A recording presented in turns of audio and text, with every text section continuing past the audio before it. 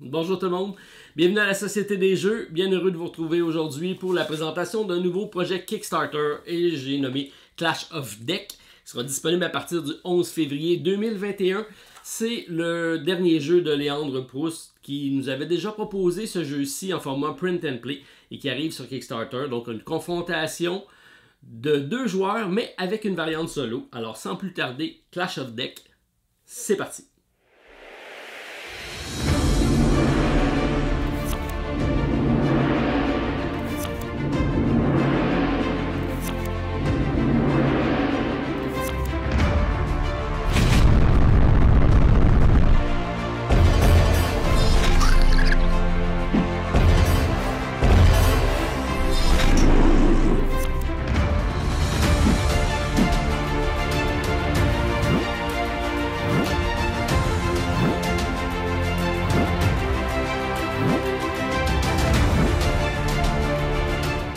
Alors, si on regarde le jeu Clash of Deck, c'est le kit de démonstration que j'ai reçu de la part de Léandre pour vous le présenter.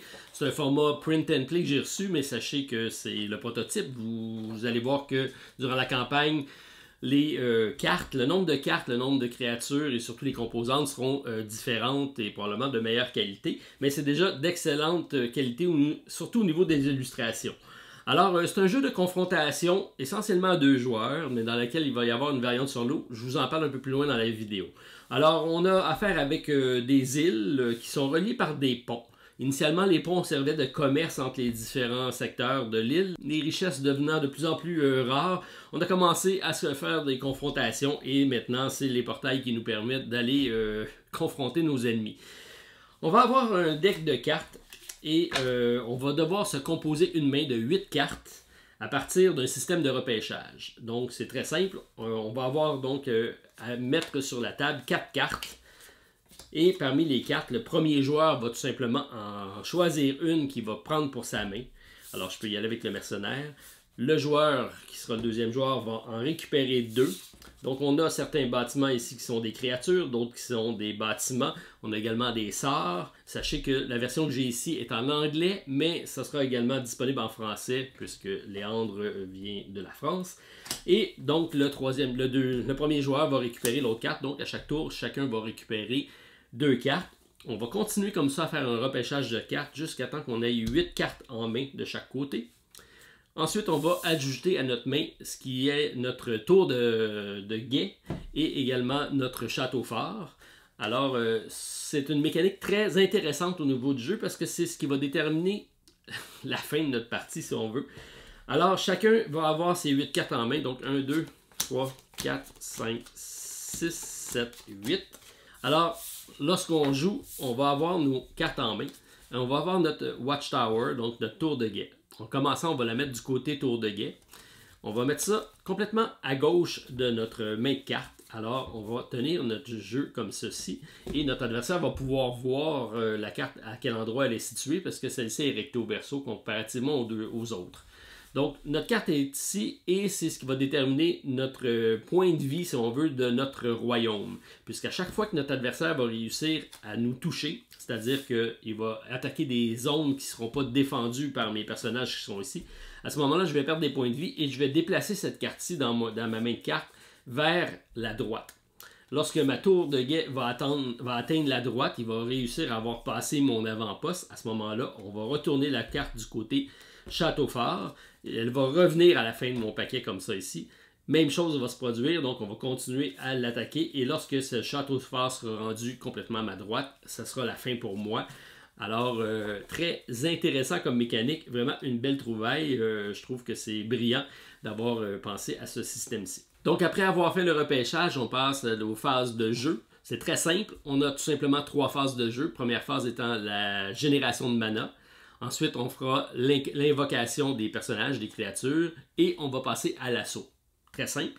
Pour ce qui est de la mana, on regarde nos cartes en main, et c'est le nombre de cartes qui va faire foi du nombre de mana qu'on va pouvoir dépenser. La mana, c'est, on peut l'avoir comme la monnaie de la partie si on veut, mais c'est les points de force qu'on pourra faire pour incanter et faire venir nos différents personnages.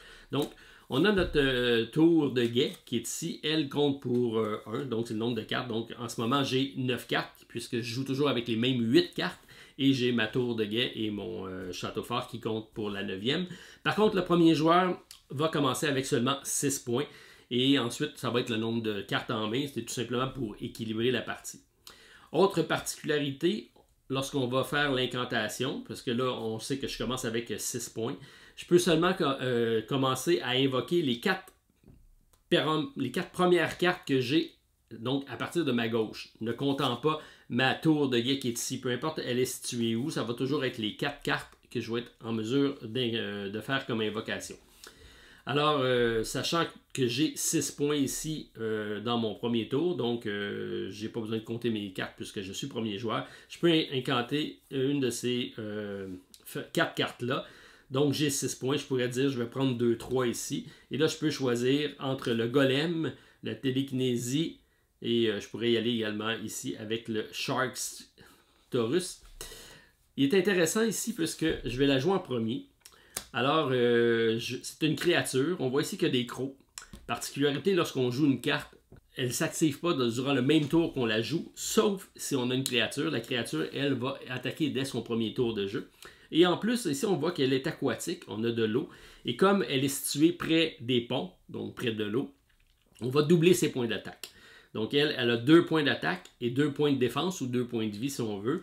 Mais puisqu'elle est à côté sur l'eau ici, elle va avoir 4 points d'attaque. Alors, c'est très bon. Et comme deuxième créature, bien, je vais y aller ici avec le golem pour mes 6 points. Elle aussi, c'est une créature qui va attaquer. On voit qu'elle a ici la caractéristique de splash, ce qui va lui permettre donc d'attaquer les personnages au-dessus. Donc, je vous l'expliquerai quand ça arrivera. Et ici, c'est une personnage qui est focus. Donc, dès que je la joue, je peux la mettre le plus près possible du pont. Si j'avais eu d'autres personnages, j'aurais pu la positionner ici parce qu'elle a une bonne défense. Alors, j'ai dépensé mes 6 points de mana. Donc, ça complète ma phase invocation. Ensuite, on passe à la phase assaut. Et lorsque vient le temps de faire l'assaut, on regarde de l'autre côté qu'est-ce que j'ai comme personnage. Et là, présentement, j'ai aucune. Donc, j'ai 2 créatures qui vont attaquer. Et ici, j'ai aucune défense. Alors, directement, je vais créer un nombre de points de dégâts. Donc, mon adversaire ici a sa Watchtower complètement à sa gauche. Et là, j'ai fait 2 points x 2 parce que je suis le bord de l'eau. Donc, ça fait 4 points. Plus 1 ici, ça fait 5 points. À ce moment-là, il va directement tasser sa tour de 1, 2, 3, 4 et 5. Alors, il est déjà rendu ici avec sa tour de guet. C'est un premier tour très fort et qui lui cause bien des soucis. Alors, ça complète donc mon tour de jeu. On passe à mon adversaire et lui, en nombre de points de mana, il a l'ensemble de ses cartes en main. Donc, il y a 9 cartes. Donc, il y a 9 points de mana à dépenser, mais il peut seulement dépenser les 4 premières cartes. On a ici 3-3-3. Ça pourrait être un bon combo. Alors, on a ici l'habitat. On voit que c'est une défense. Et comme il est sur le bord de l'eau, encore lui ici, c'est un habitat donc, qui est un shell, qui est probablement dans un coquillage, et ça va doubler son point d'attaque. Il y a quand même 4 de défense. Et on voit ici que j'ai une espèce de cochon volant. C'est un personnage qui vole.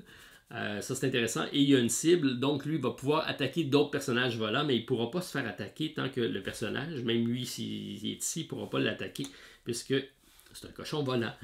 Et ici, j'ai le lancier, qui lui est donc une créature avec des crocs, donc il va pouvoir attaquer parce qu'il est féroce. Et en plus, on a la capacité ici avec les flèches, donc qui va burst en anglais. J'ai pas tous les termes en français parce que mon jeu est en anglais.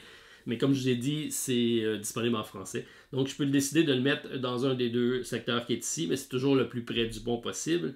Alors, je pourrais ici combiner. Alors, je vais y aller ici. Donc, j'ai fait mon invocation. C'est complété pour mon tour. Et maintenant, je passe à ma phase assaut. Ces deux-là n'attaqueront pas puisqu'on a dit que lorsqu'on met les cartes en jeu, ils n'attaquent pas, sauf si on a la caractéristique de férocité ici. Et on voit ici qu'il y a 2 points d'attaque. Celui-ci a 2 points de défense. Alors, à ce moment-là, j'enlève cette carte-ci.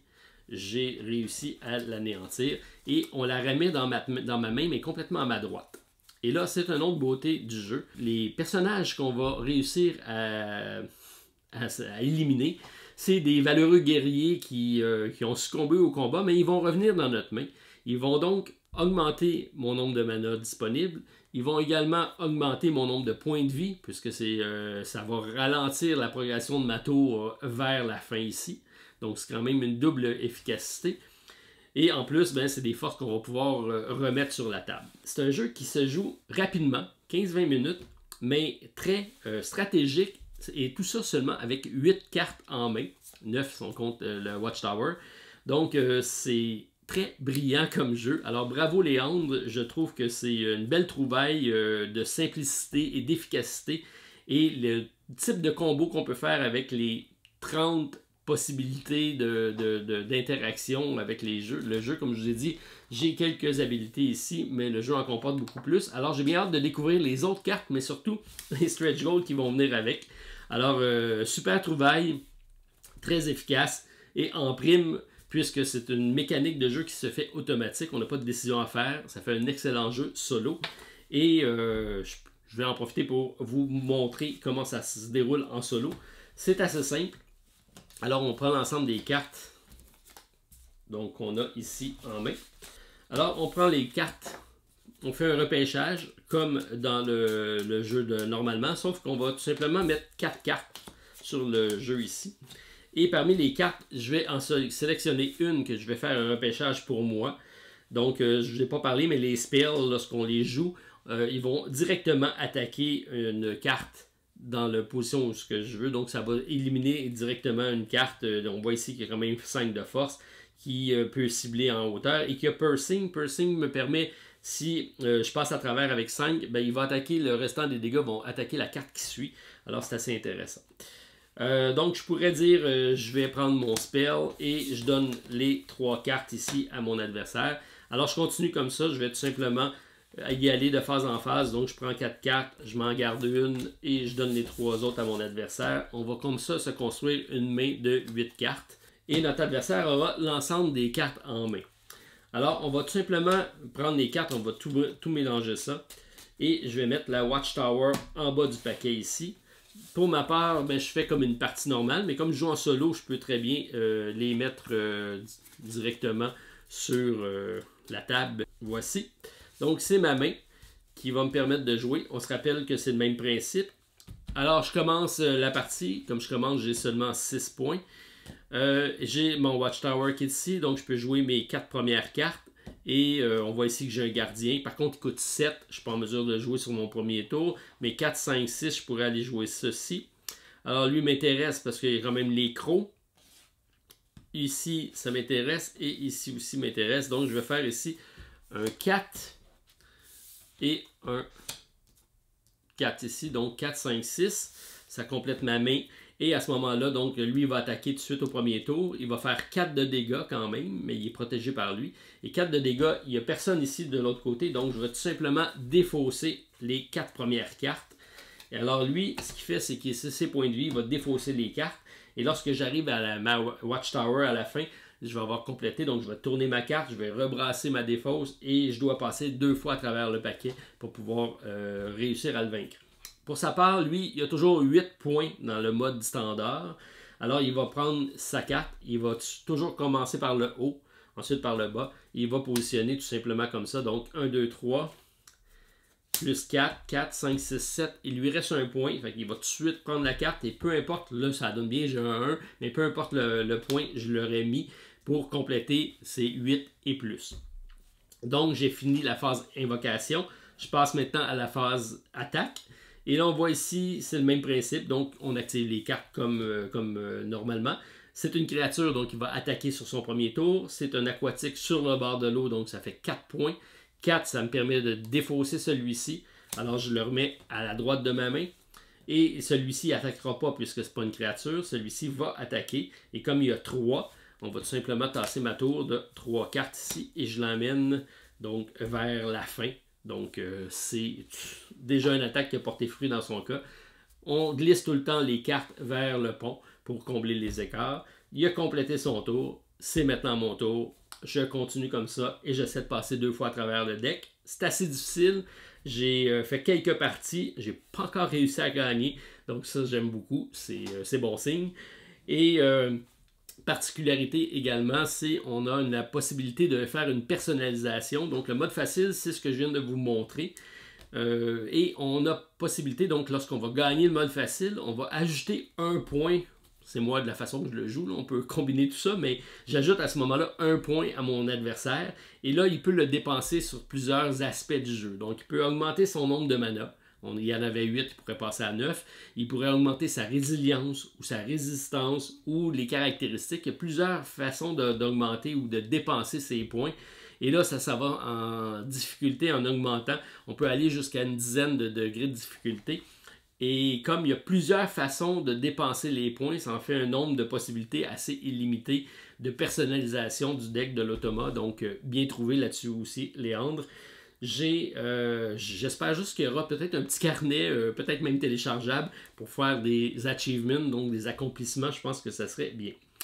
Alors, je pense que j'ai quand même fait le bon tour du jeu. Ça vous explique comment ça se joue.